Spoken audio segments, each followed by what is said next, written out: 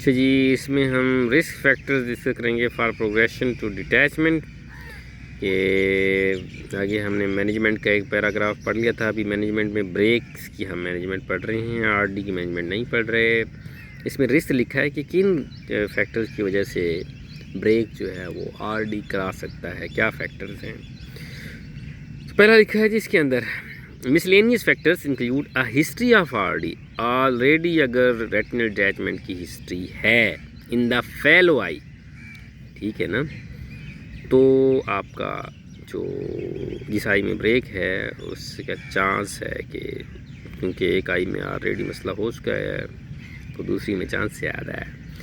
Prior cataract surgery, पहले कोई cataract surgery हुई है, ज़ाहिर बात है उसके अंदर आपका एंटीरियर चैम्बर, विट्रस के ऊपर ट्रैक्शन और बहुत कुछ डिस्टर्ब होता है। Prior cataract surgery particularly if vitreous loss occur, ठीक है ना, अगर रेंट हो गया है और विट्रस लॉस हुआ है तो फिर आपके आरडी के चांस काफ़ी बढ़ जाते हैं। मायोपिया एक रिस्क फैक्टर है। A family history of RD, और फैमिली हिस्ट्री है रेटिनल डिटैचमेंट की।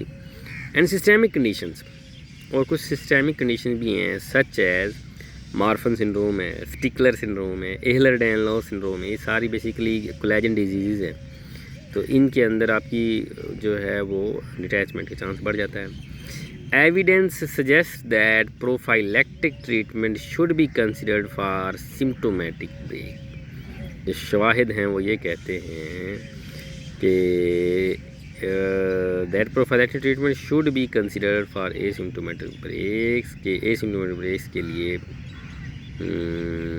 Prophylactic treatment should be considered including round percolated and atrophic holes prior to cataract surgery. देखो ना, यही मैं देख रहा था कि ऊपर तो हमने बात की थी कि प्रोफिलैक्सिस के लिए नहीं करनी, लेकिन आगे अब बात ये आ रही है कि अगर कैटरेक्ट सर्जरी करने लगे हो या लेज़र कैप्सुलोटमी करने लगे हो या इंट्राविट्रियल इंजेक्शन लगाने लगे हो और रिस्क फैक्टर प्रेजेंट हैं और पेशेंट को एसिम्टोमेटिक ब्रेक है, तो फिर भाईजान उसको लेज़र पे लगा दो।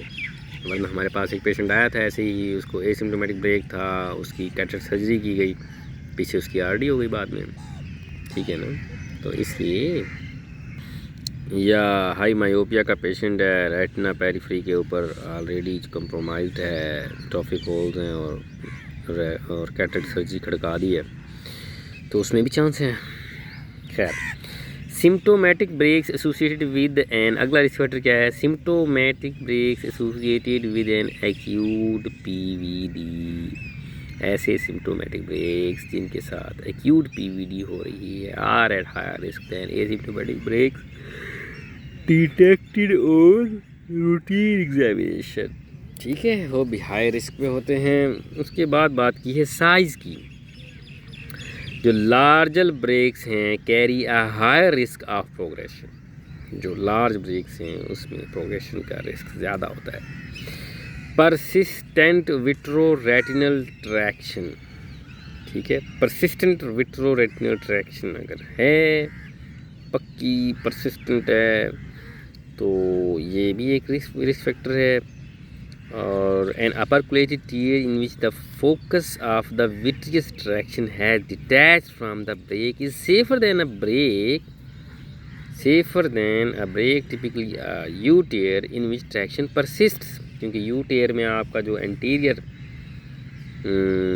जो वो होता है उसका मार्जिन, तो वो विट्रस के साथ अटैच होता है, तो उसमें आपका, क्योंकि वो अटैच है तो उधर वो खुला हुआ है, उसका समझ लो हर टाइम वहाँ से रेटिना उखड़ा हुआ है, तो उधर से आरडी का चांस ज़्यादा है, ठीक है, बजाय इसके कि जिसका पूरा ढक्कन उठ गया है पीछे, रेटिना बाकी वाला अटैच हो गया और वहाँ से विट्रस की ट्रैक्शन ख़त्म हो गई है। तो विट्रस की ट्रैक्शंस को अच्छी तरीके से समझना है। Round holes are rarely associated with ongoing vitreoretinal traction. तो राउंड होल्स जो है rarely associated with ongoing vitreoretinal traction. तो राउंड होल का कोई चक्कर इतना नहीं होता, क्योंकि राउंडेड होते हैं और ट्रॉफिक आमतौर पे उसका विट्रोरेटिनल ट्रैक्शन के साथ इतना फड्डा नहीं होता। आमतौर पे जो यू टेयर हैं ये वीएमटी की वजह से हो रहे होते हैं। अपेरेंट डेमोन्स्ट्रेशन ऑफ और यू टेयर्स के अंदर आपको पता है कि एंड्स उसके टुवर्ड्स द ऑरा होते हैं और उसकी जो एपेक्स है वो टुवर्ड द डिस्क होती है। ठीक है, ओके हो गया। Round holes, apparent demonstration of complete PVD clinically और an ultrasonography with no residual attachment in the region of the break is a favourable feature though can not be relied upon. अगर complete PVD हुई है, incomplete PVD is always dangerous. तो complete PVD हुई है तो ये भी एक अच्छा साइन है और ये आपने डायनामिक बी स्कैन पे देखना है। Shape, U tears are at higher risk than round holes. वो मैंने पहले बता दी कि यू टेयर्स क्योंकि जो एंटीरियर लिप है वो अपना विट्रस के साथ अटैच होता है तो एक कंटिन्यूस ट्रैक्शन है और कंटिन्यूस ढक्कन जो है वो ओपन हुआ है तो उसमें SRF जाने का चांस ज़्यादा है। Location, superior brakes are at higher risk of progression to RD probably due to the protective effect of gravity upon inferior brakes। तो superior brakes का प्रोग्रेशन का रिस्क ज़्यादा है RD की तरफ, probably due to protective effect of gravity और inferior brakes। हाँ, inferior में ये है कि वो वैसे का वैसे ही पड़ा हुआ नीचे और सुपीरियर के अंदर चांस ज़्यादा है। इसको बार रीडिस्कस करने की ज़रूरत है। With superotemporal tears the macula is threaten early in the event of RD। With superotemporal tears the macula is threaten early in the RD। दूसरी बात, लोकेशन बहुत इंपॉर्टेंट है। सुपीरोटेम्पोरल टेयर है और टेम्पोरल साइड से SRF आएगा तो इसमें मैक्यूला थ्रेटन होगा, ठीक है ना, early in the event of RD। Equatorial breaks are more likely to progress than oral breaks. तो जो इक्वेटर का ब्रेक है वो ज़्यादा चांस है प्रोग्रेस करने का एज़ कम्पेयर टू ओरा पे जो ब्रेक है। As the latter are usually located within the vitreous base. वहाँ पे विट्रियस की बेस बड़ी स्ट्रॉन्ग होती है तो ये है कि उधर आपको क्या नाम है चांस कम है।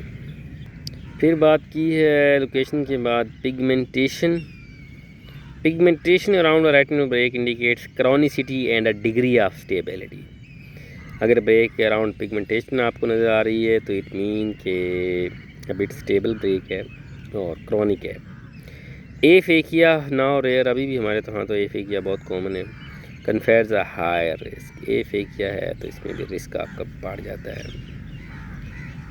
Acutely symptomatic U tears, up to 90% of these lead to RD।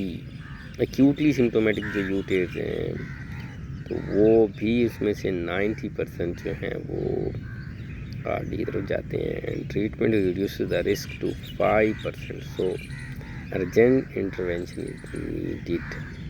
ठीक है, ट्रीटमेंट जो है वो 5% रिस्क को कम करती है तो अर्जेंट इन्वेस्टमेंट करने की ज़रूरत है।